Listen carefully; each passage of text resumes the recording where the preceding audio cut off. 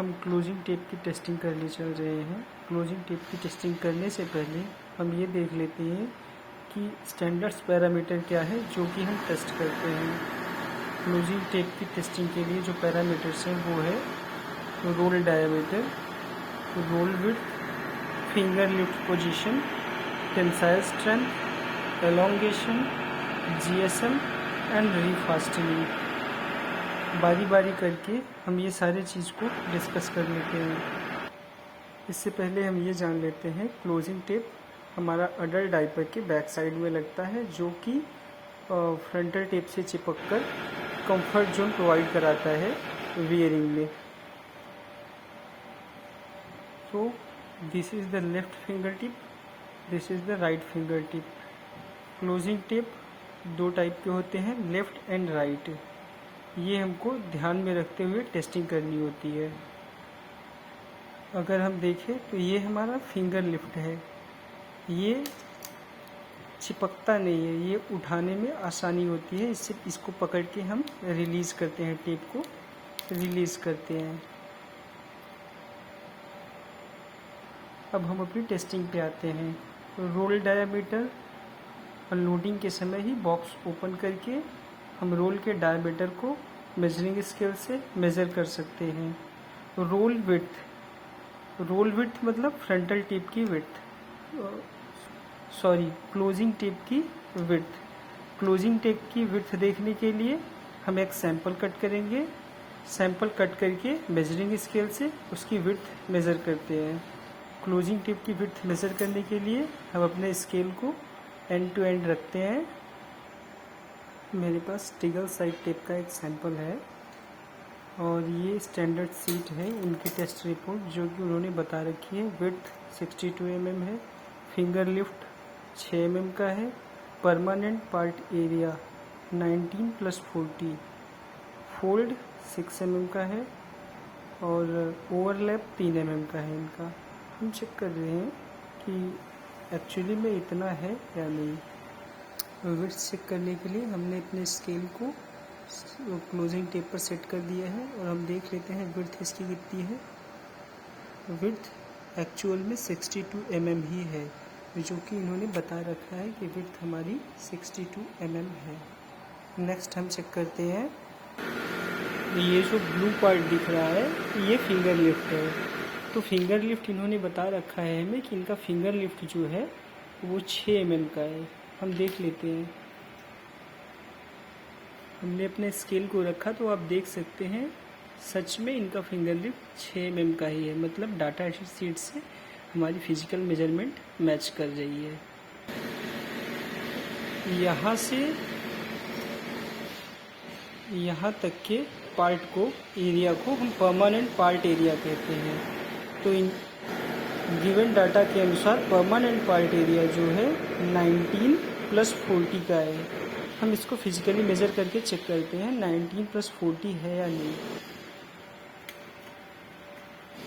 अब देख सकते हैं हमने अपने स्केल को सेट कर दिया है और यहाँ से यहाँ तक का एरिया 19 हमको मिल रहा है, 19। अभी यहाँ से यहाँ तक हमको 40 मिलना चाहिए इनके गिवन डाटा के अनुसार। तो यहाँ से यहाँ तक हमको 90 मिल गया। हम नेक्स्ट चेक करते हैं। हम नेक्स्ट स्टेप पे गए और हमको यहाँ से यहाँ तक की मेज़रमेंट लेनी है। हमने मेज़रमेंट लिया और हमको जो डिटेल मिला वो 40 मिला। 40 दैट मीन्स हमारा फिजिकली चेक किया हुआ डाटा इनके गिवन डाटा से मैच कर रहा है। ये जो वाइट पट्टी दिख रही है बीच में, ये एरिया को हम फोल्ड एरिया कहते हैं और फोल्ड एरिया गिवन डाटा के अनुसार फोल्ड एरिया 6 mm का है। हमने अपनी स्केल फोल्ड एरिया पे सेट की और हमको जो डिटेल मिला वो 6 mm ही मिला फोल्ड एरिया का। एक स्टेप और है ओवरलैप 3 mm का है। ये एरिया ओवरलैपिंग एरिया कही जाती है। जो ब्लू फिंगर टिप के ऊपर वाइट पोर्शन ओवरलैप हुआ है ये ओवरलैप है और गिवन डाटा के अनुसार ओवरलैप 3 mm का है। हम चेक करते हैं। हमने अपनी स्केल को ओवरलैप एरिया में सेट कर दिया है और आप फिर देख सकते हैं कि हमको जो डिटेल मिला वो 3 mm का ही मिला। हमारे फिजिकली चेक किए हुए डिटेल इनके गिवन डाटा से मैच कर रहे हैं। इसका मतलब ये है कि closing tape is okay.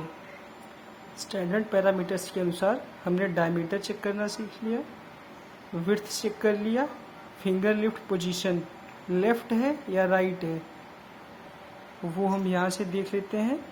Left right ये फिंगर लिफ्ट पोजीशन है। नेक्स्ट आता है हमारा tensile strength.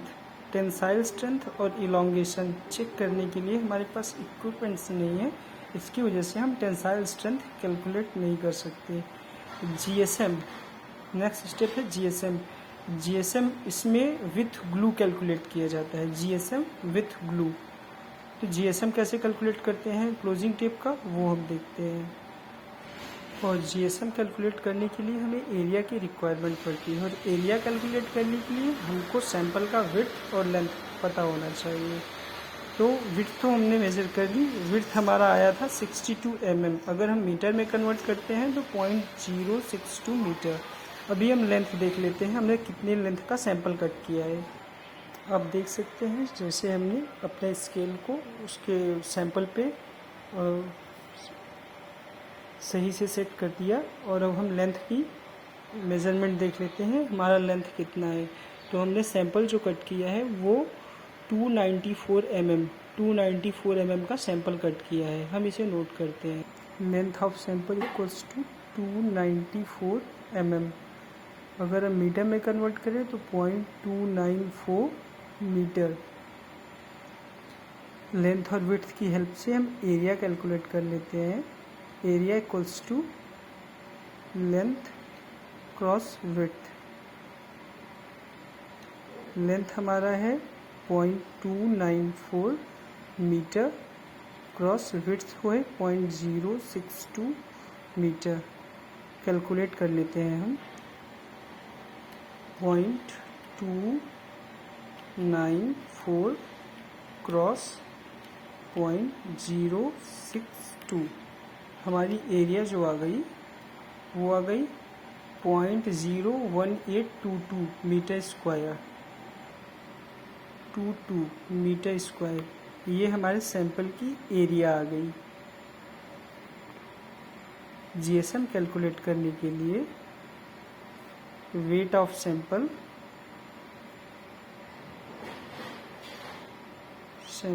In gram divided by area of sample in metre square.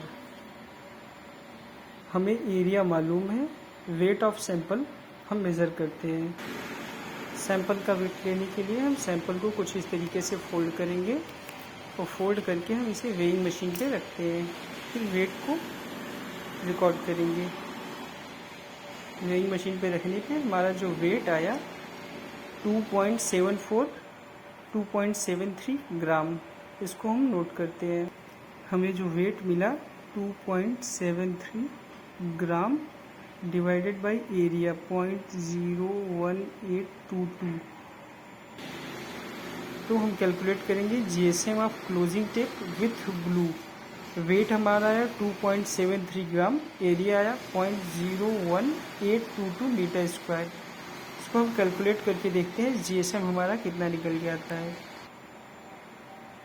2.73 divided by 0.01822 equals to हमारा जो जीएसएम आया 149.83 ग्राम पर मीटर स्क्वायर।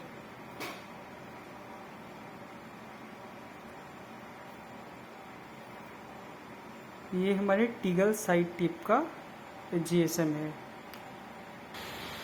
तो इस तरह से हमारा जीएसएम कैलकुलेट हो गया। अभी नेक्स्ट है हमारा रीफास्टनिंग। रीफास्टनिंग हम चेक करते हैं अपने फ्रंटल टेप पे क्लोजिंग टेप को चिपका के। रीफास्टनिंग का पर्पज़ ये है कि स्ट्रेंथ मजबूत रहे लेकिन रिमूवल में आसानी रहे। ये मैंने क्लोजिंग टेप को फ्रंटल टेप पे लगा दिया। रिमूवल में रीफास्टनिंग का पर्पज़ ये है कि स्ट्रेंथ हमको भरपूर मिली है और रिमूवल में हमको इजी मिले। रिमूवल में जो हम खींच रहे हैं आसानी से बिना इसको उखाड़े हुए हम आसानी से इसे निकाल सकते हैं। ये पर्पज़ है रीफास्टनिंग का। ये फटेगा नहीं आराम से और स्ट्रेंथ इसकी भरपूर मिलेगी। अगर आप खींचेंगे तो ये निकलेगा नहीं।